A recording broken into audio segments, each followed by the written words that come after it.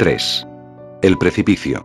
Intensificación del efecto con medidas extremas. La meta de esta fase es intensificarlo todo. El efecto que tienes en la mente de tus víctimas. Los sentimientos de amor y apego. La tensión en ellas. Una vez en tus garras, podrás manejarlas a tu antojo.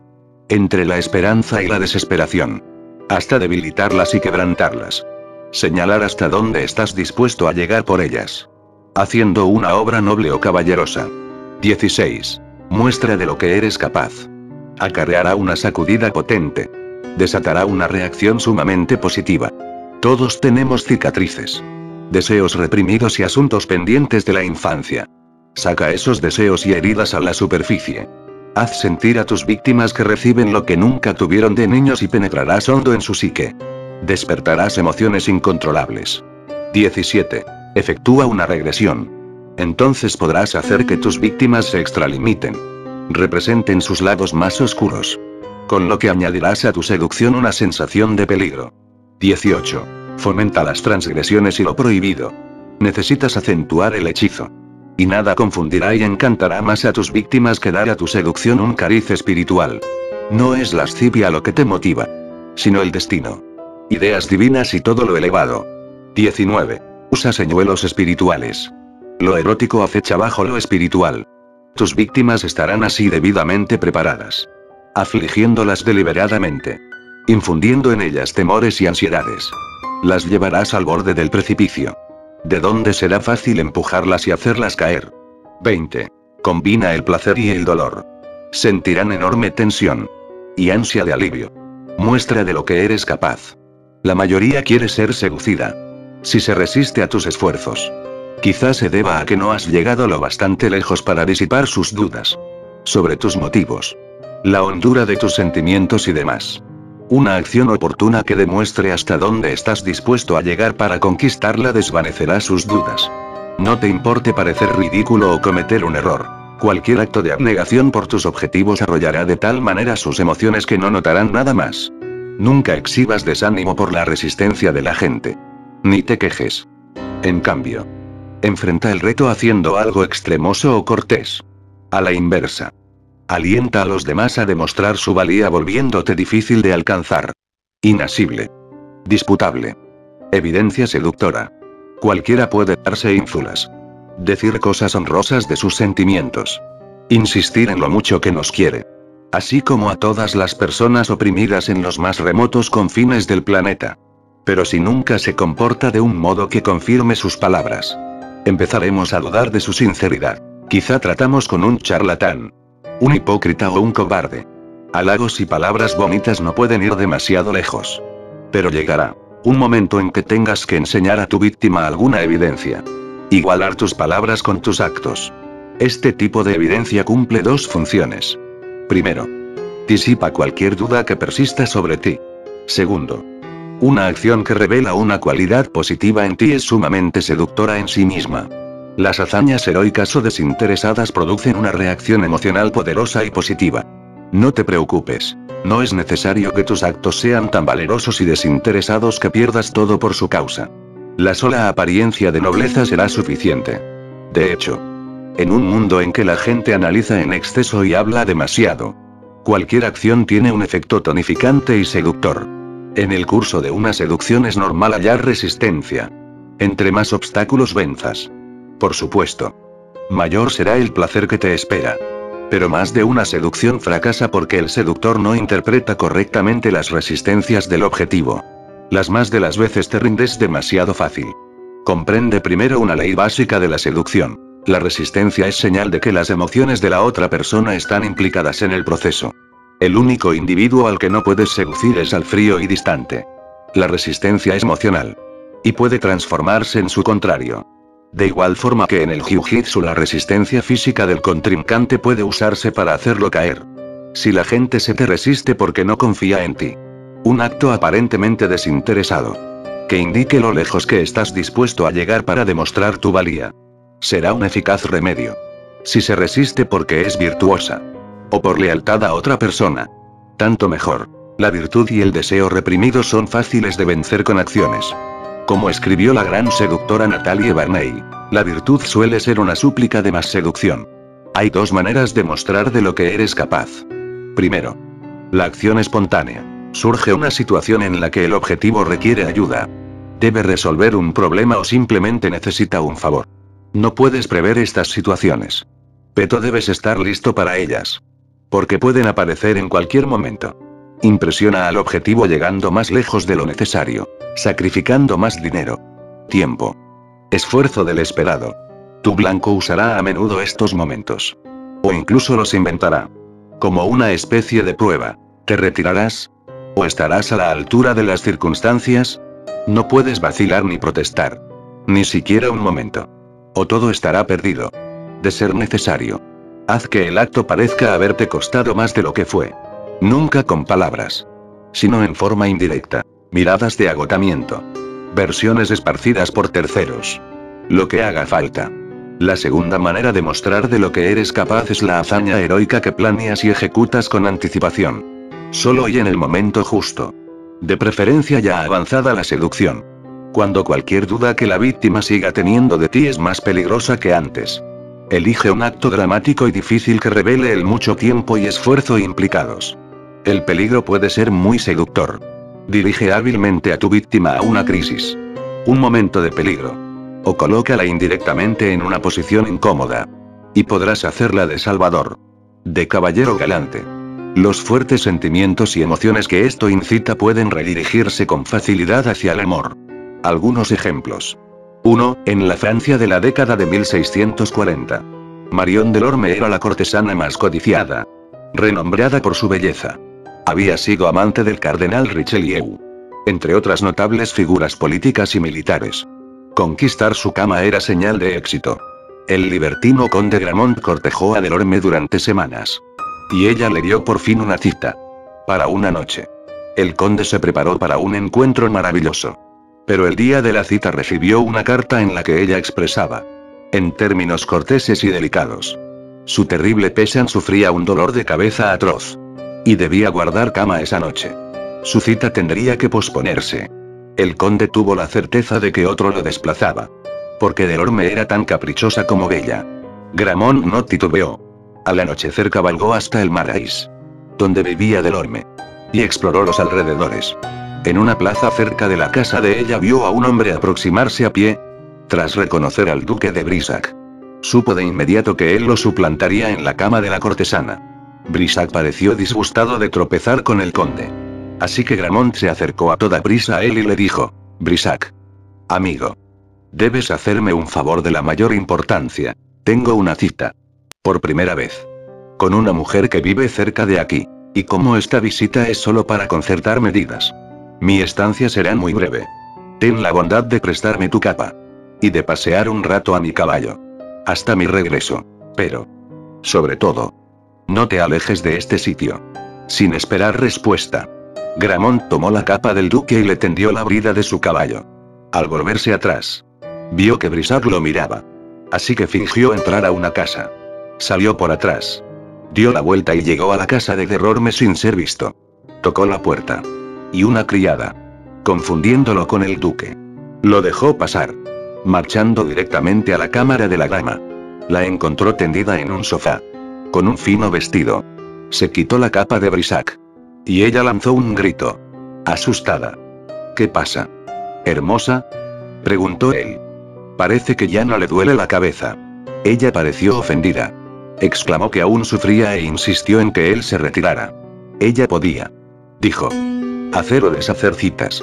Madame. Replicó tranquilamente Gramont. Sé que le preocupa. Teme que Brissac me halle aquí. Pero puede estar tranquila a ese respecto. Abrió entonces la ventana y dejó ver a Brissac afuera. En la plaza. Paseando diligentemente un caballo. Como cualquier mozo de cuadra. Parecía ridículo. Delorme echó a reír. Lanzó los brazos al conde y exclamó. Mi querido caballero. No puedo más. Usted es demasiado amable y excéntrico para no ser perdonado. Él le contó el lance. Y ella prometió que el duque podría ejercitar caballos toda la noche. Pues no lo dejaría entrar. Hicieron una cita para la noche siguiente. Fuera. El conde devolvió la capa. Se disculpó por tardar tanto y dio las gracias al duque. Brissac se mostró sumamente gentil. E incluso sujetó el caballo de Gramont para que éste montara y le hizo adiós con la mano al partir. Interpretación.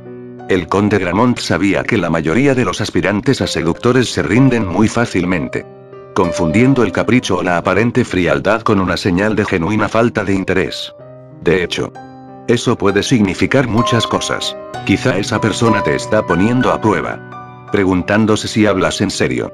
La conducta quisquillosa corresponde justo a este tipo de prueba. Si te rindes a la primera señal de dificultad, es obvio que no quieres tanto a tu víctima. O podría ser que ella esté insegura acerca de ti. O intente elegir entre otra persona y tú. En cualquier caso, es absurdo darse por vencido. Una muestra incontrovertible de lo lejos que estás dispuesto a llegar aplastará toda duda. Y también derrotará a tus rivales. Porque la mayoría de la gente es tímida. Teme hacer el ridículo y rara vez corre riesgos al tratar con objetivos difíciles o renuentes. Lo mejor suele ser improvisar. Como lo hizo Gramont. Si tu acción parece súbita y sorpresiva, los emocionará más. Los relajará. Un poco de recopilación indirecta de información, algo de espionaje es siempre una buena idea. Pero lo más importante es el espíritu con que acometes tu prueba. Si estás de buen humor y animado. Si haces reír al objetivo, mostrando tu valía y divirtiéndolo al mismo tiempo. No importará si echas todo a perder. O si él ve que has empleado algunas artimañas. Cederá al agradable ánimo que has creado. Advierte que el conde nunca se quejó ni enojó. Ni se puso a la defensiva. Todo lo que tuvo que hacer fue jalar la cortina y dejar ver al duque paseando al caballo, derritiendo con risas la resistencia de Guilorme. En un acto bien ejecutado, demostró lo que era capaz de hacer por una noche de sus favores. 2. Paulina Bonaparte. La hermana de Napoleón. Tuvo al paso de los años tantas aventuras con hombres que los médicos temían por su salud. No podía permanecer con un hombre más que unas cuantas semanas. La novedad era su único placer. Luego de que Napoleón la casó con el príncipe Camilo d'Orcfiese en 1803. Sus aventuras no hicieron más que multiplicarse.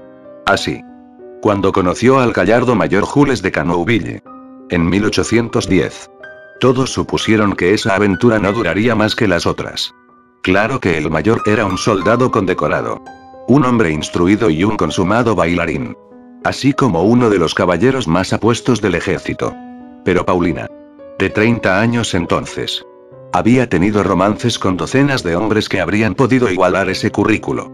Días después de iniciado el romance, el dentista imperial llegó a casa de Paulina. Un dolor de muelas le había causado noches de insomnio. Y el dentista determinó que debía extraer el diente malo de inmediato. En ese entonces no se usaban calmantes. Y mientras el hombre empezaba a sacar sus diversos instrumentos, Paulina se aterró. Pese a su dolor de muelas, cambió de opinión y se negó a ser intervenida. El mayor Canouville estaba tendido en un sofá, con un manto de seda. Al percatarse de todo, intentó animar a Paulina a someterse. Un momento o dos de dolor y eso habrá terminado para siempre, una niña lo aguantaría sin chistar.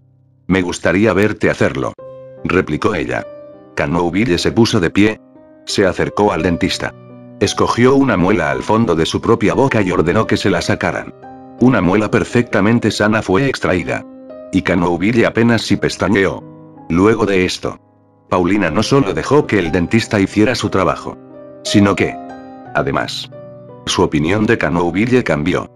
Ningún hombre había hecho jamás algo parecido por ella. Este romance estaba destinado a durar unas cuantas semanas. Pero entonces se alargó. Eso no complació a Napoleón. Paulina era una mujer casada. Romances cortos le estaban permitidos. Pero una relación seria era vergonzosa. Envió a Canouville a España para llevar un mensaje a un general. La misión tardaría semanas. Y entre tanto Paulina encontraría a otro. Pero Canouville no era un amante promedio.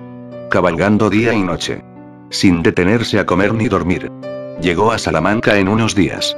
Ahí se enteró de que no podía llegar más lejos, pues las comunicaciones estaban interrumpidas.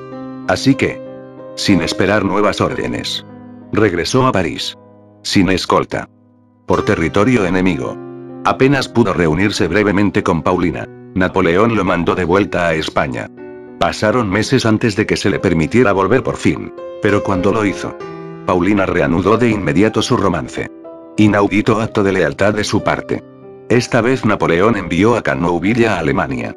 Y finalmente a Rusia, donde murió valientemente en la batalla de 1812. Fue el único amante que Paulina esperó. Y el único al que guardó luto. Interpretación. En la seducción. Llega un momento en que el objetivo comienza a enamorarse de ti. Pero de pronto retrocede. Tus motivos han empezado a parecer dudosos. Quizás solo persigues favores sexuales. Poder o dinero. Casi toda la gente es insegura. Y dudas como esas pueden arruinar la ilusión de la seducción. En su caso, Paulina Bonaparte estaba acostumbrada a usar a los hombres para el placer. Y sabía perfectamente bien que, por su parte, ellos también la usaban. Era totalmente cínica. Pero las personas suelen servirse del cinismo para cubrir su inseguridad. La ansiedad secreta de Paulina era que ninguno de sus amantes la había querido de verdad. Que los hombres solo habían deseado de ella favores sexuales o políticos. Cuando Cannoville mostró, con actos concretos, los sacrificios que podía hacer por ella su muela, su carrera, su vida, transformó a una mujer sumamente egoísta en una amante ferviente. La reacción de ella no fue del todo desinteresada. Los actos de Cannoville halagaron su vanidad. Si Paulina podía inspirar en él tales acciones, debía valer la pena. Pero si él apelara al lado noble de su naturaleza, ella también tenía que estar a la altura. Y mostrar su valía siéndole fiel. Efectuar tu proeza lo más gallarda y cortésmente posible elevará la seducción a un nuevo plano. Incitará hondas emociones y disimulará todos los motivos ocultos que puedas tener. Tus sacrificios deben ser visibles. Hablar de ellos. O explicar lo que te costaron. Parecerá presunción. Deja de dormir. Enférmate. Pierde tiempo valioso. Pon en riesgo tu carrera. Gasta más dinero del que puedes permitirte. Exagera todo esto para impresionar. Pero que no te sorprendan alardeando de ello o compadeciéndote de ti. Cáusate dificultades y déjalo ver. Como casi todo el mundo parece buscar su beneficio. Tu acto noble y desinteresado será irresistible. 3. Durante la década de 1890 y hasta principios del siglo XX. Gabriele D'Annunzio fue considerado uno de los mejores novelistas y dramaturgos de Italia. Pero muchos italianos no lo soportaban. Su escritura era florida. Y en persona parecía muy pagado de sí mismo.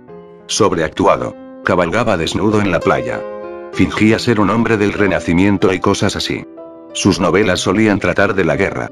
Y de la gloria de enfrentar y vencer a la muerte. Tema entretenido para alguien que en realidad jamás había hecho tal cosa. Así. A principios de la Primera Guerra Mundial. No sorprendió a nadie que D'Annunzio encabezara el llamado a la incorporación de Italia a los aliados y su entrada a la refriega. A donde se mirara, ahí estaba él. Pronunciando un discurso a favor de la guerra. Campaña que tuvo éxito en 1915. Cuando Italia declaró finalmente la guerra a Alemania y Austria. Hasta entonces el papel de D'Annunzio había sido totalmente predecible. Pero lo que sorprendió a los italianos fue lo que ese hombre de 52 años hizo después. Alistarse en el ejército. Nunca había servido en las fuerzas armadas. Se mareaba en los barcos. Pero fue imposible disuadirlo. Las autoridades le dieron al fin un puesto en una división de caballería. Con la esperanza de mantenerlo fuera de combate. Italia tenía poca experiencia de guerra. Y su ejército era un tanto caótico. Por alguna razón los generales perdieron de vista de D'Annunzio. Quien de todos modos había decidido dejar su división de caballería y formar sus propias unidades. Después de todo era un artista. Y no fue posible someterlo a la disciplina militar. Haciéndose llamar comandante. Él se sobrepuso a su mareo habitual y realizó una serie de osados ataques. Dirigiendo a medianoche grupos de lanchas de motor contra puertos austríacos y disparando torpedos contra barcos anclados. Asimismo, aprendió a volar. Y comenzó a encabezar misiones peligrosas. En agosto de 1915 voló sobre la ciudad de Trieste. Entonces en manos enemigas. Y arrojó banderas italianas y miles de volantes con un mensaje de esperanza. Escrito con su estilo inimitable. El fin de su martirio está cerca. El amanecer de su dicha es inminente. Desde las alturas del cielo. En las alas de Italia. Lanzo esta promesa. Este mensaje salido de mi corazón. Volaba a alturas inauditas para la época. Y en medio de cerrado fuego enemigo. Los austríacos pusieron precio a su cabeza. En una misión en 1916. D'Annunzio cayó sobre su ametralladora. lesionándose permanentemente un ojo y dañando de gravedad el otro. Cuando se le dijo que sus días de vuelo habían terminado, convaleció en su casa en Venecia. En ese entonces se creía en general que la mujer más bella y elegante de Italia era la condesa Morosini, examante del Kaiser alemán.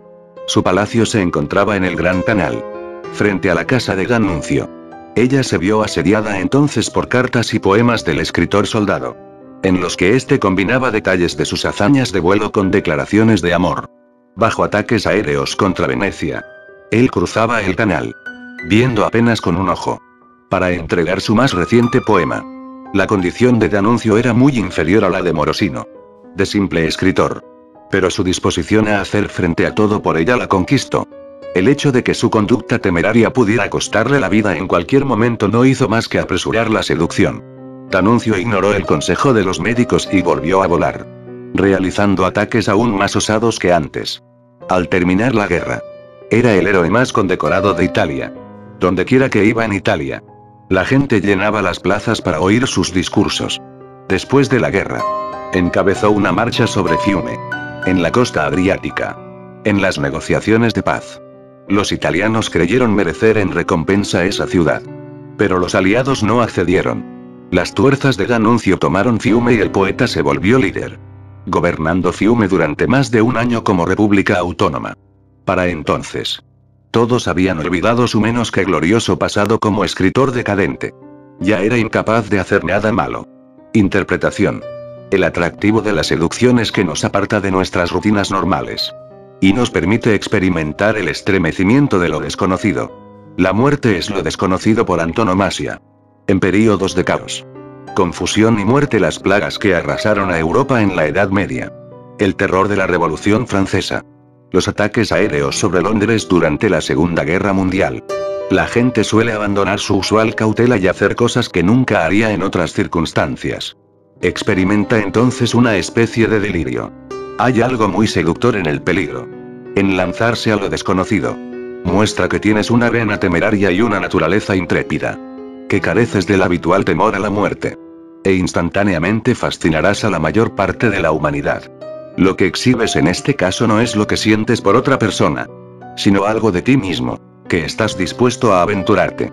No eres un hablador y fanfarrón más. Esta es una receta para el carisma instantáneo. Cualquier figura política, Churchill, De Gaulle, Kennedy, que se haya probado en el campo de batalla posee un atractivo inigualable. Muchos pensaban que D'Annunzio era un mujeriego fatuo. Su experiencia en la guerra le otorgó un lustre heroico, un aura napoleónica.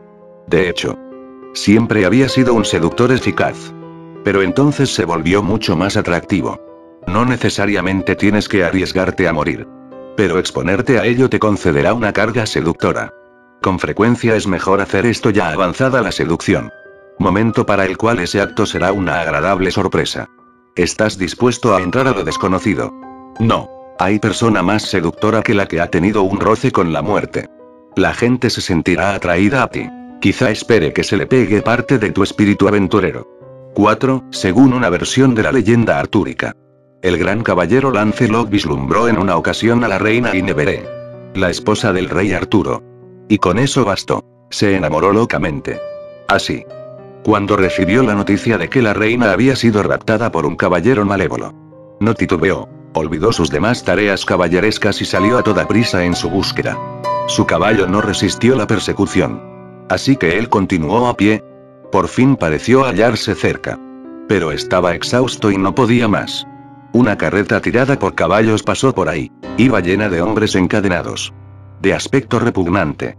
En aquellos días era tradición disponer a los criminales asesinos, traidores, cobardes, ladrones en carretas como esa, que luego recorrían cada calle de la ciudad para que la gente los viera. Una vez que alguien viajaba en la carreta, perdía todos sus derechos feudales por el resto de su vida.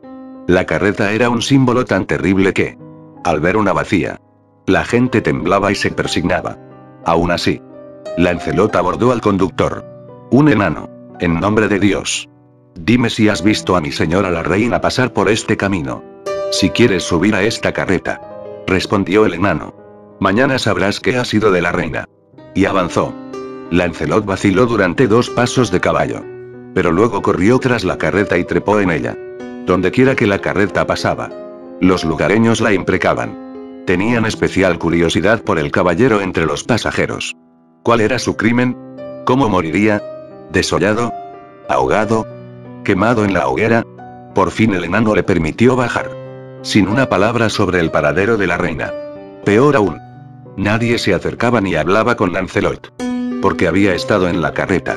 Él siguió buscando a la reina. Y en todas partes era injuriado. Escupido y desafiado por otros caballeros. Había deshonrado la caballería al viajar en la carreta. Pero nadie pudo detenerlo ni retrasarlo. Y él descubrió finalmente que el raptor de la reina era el malvado Meleagante. Le dio caza y se enfrentaron a duelo. Aún debilitado por la búsqueda. Pareció que Lancelot estaba por ser derrotado. Pero cuando supo que la reina presenciaba la batalla, recobró su fuerza. Y estaba a punto de matar a Meleagante cuando se declaró una tregua. Guinevere le fue entregada. Lancelot podía apenas contener la dicha al pensar que por fin estaba en presencia de su dama. Pero para su consternación, ella parecía molesta. Y no miraba a su salvador. Dijo ella al padre de Meleagante: Señor, en verdad que él ha malgastado sus esfuerzos. Siempre negaré estarle agradecida. Esto mortificó a Lancelot. Pero no se quejó. Mucho después, tras soportar innumerables pruebas más, Guinevere cedió al fin. Y se hicieron amantes. Un día él le preguntó si cuando fue raptada por Meleagante había sabido de la historia de la carreta. Y de que él había deshonrado la caballería. ¿Era esa la causa de que ella lo hubiera tratado tan fríamente ese día? La reina contestó: al demorarte 2 pasos, mostraste tu renuencia a subir. A decir verdad, ese fue el motivo de que no quisiera verte ni hablar contigo. Interpretación. La oportunidad de ejecutar tu acto desinteresado suele presentarse de repente. Tienes que demostrar tu valía en un instante. En el acto. Podría tratarse de una situación de rescate. Un regalo o favor por hacer. Una petición súbita de dejar todo para prestar ayuda. No importa si procedes precipitadamente. Cometes un error o haces algo ridículo. Sino que actúes en beneficio de la otra persona sin pensar en ti ni en las consecuencias. En momentos así, un titubeo, aún por unos cuantos segundos, puede arruinar el esmerado trabajo de tu seducción. Y revelar que estás absorto en ti mismo. Que eres cobarde y poco cortés. Esta es por lo menos la moraleja de la versión de Chrétien de Troyes. Del siglo I Shii. De la historia de Lancelot. Recuerda, no solo importa lo que haces, sino también cómo lo haces. Si eres naturalmente ensimismado, aprende a esconderlo. Reacciona lo más espontáneamente que puedas. Y exagera el efecto pareciendo nervioso, sobreexcitado e incluso ridículo. El amor te ha llevado hasta ese punto. Si tienes que saltar a la carroza por el bien de Guinevere, cerciórate de que ella vea que lo haces sin la menor vacilación. 5. En Roma. Alrededor de 1531. Corrió la voz acerca de una joven sensacional. Llamada Tullia d'Aragona. Para los estándares del periodo, Tullia no constituía una belleza clásica. Era alta y delgada. En una época en que la mujer robusta y voluptuosa era considerada ideal. Además, carecía del empalago y las risillas de la mayoría de las jóvenes que ansiaban la atención masculina. No. Su cualidad era más noble. Su latín era perfecto. Podía hablar de la literatura más reciente. Tocaba el laúd y cantaba. En otras palabras, era una novedad. Y como eso era lo que casi todos los hombres buscaban, dieron en visitarla en gran número. Ella tenía un amante.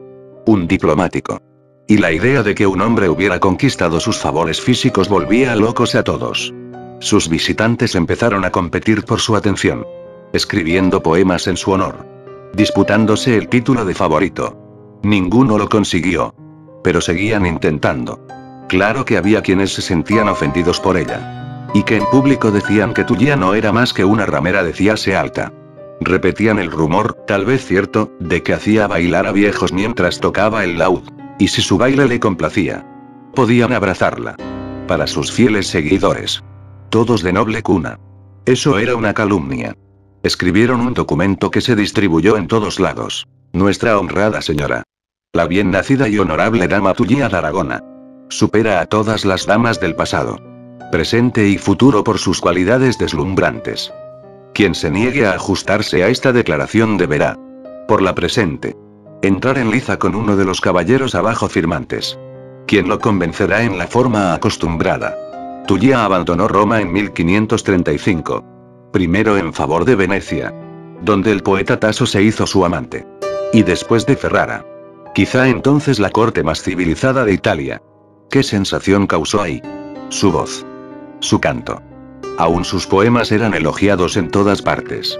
Puso una academia literaria dedicada a las ideas del libre pensamiento. Se hizo llamar Musa y griega como en Roma. Un grupo de jóvenes se congregó en torno suyo.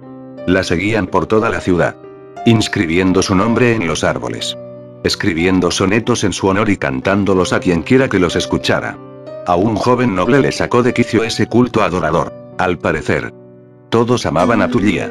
Pero nadie recibía a cambio su amor. Resuelto a raptarla y casarse con ella. Este joven logró con engaños que ella le permitiera visitarla una noche. Él proclamó su devoción imperecedera. La colmó de joyas y presentes y pidió su mano. Ella se la negó. Él sacó un cuchillo. Pero ella volvió a negarse. Así que él se apuñaló. El joven sobrevivió. Pero la fama de Tullia fue entonces mayor que antes. Ni siquiera el dinero podía comprar sus favores. O al menos eso parecía. Conforme pasaron los años y su belleza desapareció.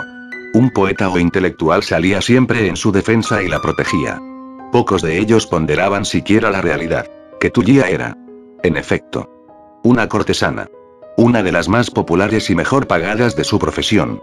Interpretación. Todos tenemos defectos de una u otra clase. Nacemos con algunos de ellos. Y no podemos evitarlos. Tullia tenía muchos de esos defectos. Físicamente. No era el ideal del Renacimiento. Asimismo. Su madre había sido una cortesana. Y ella era ilegítima. Pero a los hombres que caían bajo su hechizo no les importaba. Estaban demasiado trastornados por su imagen. La de mujer elevada. Para conquistar a la cual había que pelear. Su actitud procedía directamente de la Edad Media. De los días de los caballeros y trovadores.